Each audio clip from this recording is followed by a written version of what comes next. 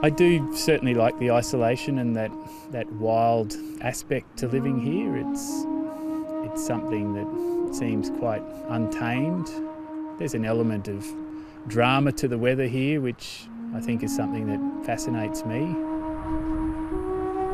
About 35 kilometres off the coast of Brisbane lies Moreton Island, the third biggest sand island in the world.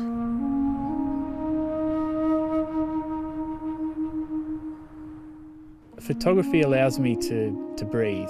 It's something that brings me pure joy. It's a fringe benefit of what he says is the best day job in the world. Yeah, no worries. We're heading up the eastern beach now, approaching Blue Lagoon. We should be up at Cape Moreton in about 15 minutes over. He lives and works on Moreton as a park ranger, which is busy with campers and tourists. How are you? G'day. How are you going? Good. How you doing? Yeah, good. We manage the entire national park, which is about 96% of the island. We look after the roads, the infrastructure, the campgrounds. He's also responsible for maintaining Cape Moreton lighthouse, built in 1857 from local sandstone. It was built before Queensland was even a state, so it's got a lot of cultural and heritage importance to it, but it's still used as a navigational aid for shipping and boaties as well that navigate around the top of Moreton Island. It's a remote spot, but Kieran Lusk's life is never lonely. The Lusk family lives in the caretaker's cottage, and 3-year-old Ellery and 6-month-old Aubrey have a huge playground. We've got whales swimming by our front door, we've got a lighthouse in the backyard, we've got spectacular beaches. Ready? And snap! I think this is an amazing place to raise a family. I think it's a once in a lifetime experience for not only us but the kids. I think they'll look back hopefully in 10 or 20 years and yeah, really like it. But life's not without its challenges. A return trip to Brisbane takes 14 hours. We're obviously very organised and we have our fortnightly provisioning trips, and once a month we'll do a very large grocery shop.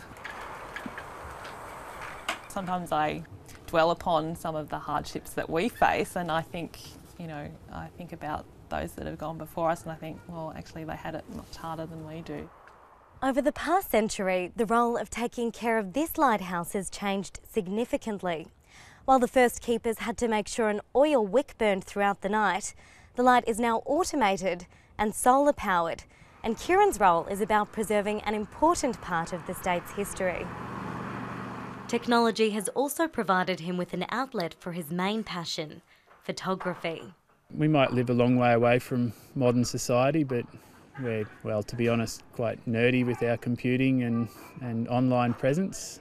I got into Instagram about 18 months ago and all of a sudden it skyrocketed. I think I'm up to about 27,000 followers. This place sells itself in a lot of ways without wanting to sell him short as a photographer, but yeah, it's just such an amazing location and one that I think hasn't necessarily been documented in such a way before. For Nellie Meege, a newly arrived au pair, it's an unbeatable start to an Australian adventure. It's a beautiful sunset. I come from France, so it's my first sunset like that. Caught on camera to be shared with the world. Lusk's photos have also impressed tourism bosses who've used the images to promote the island. But the lighthouse caretaker says it's just a bonus for doing what he loves.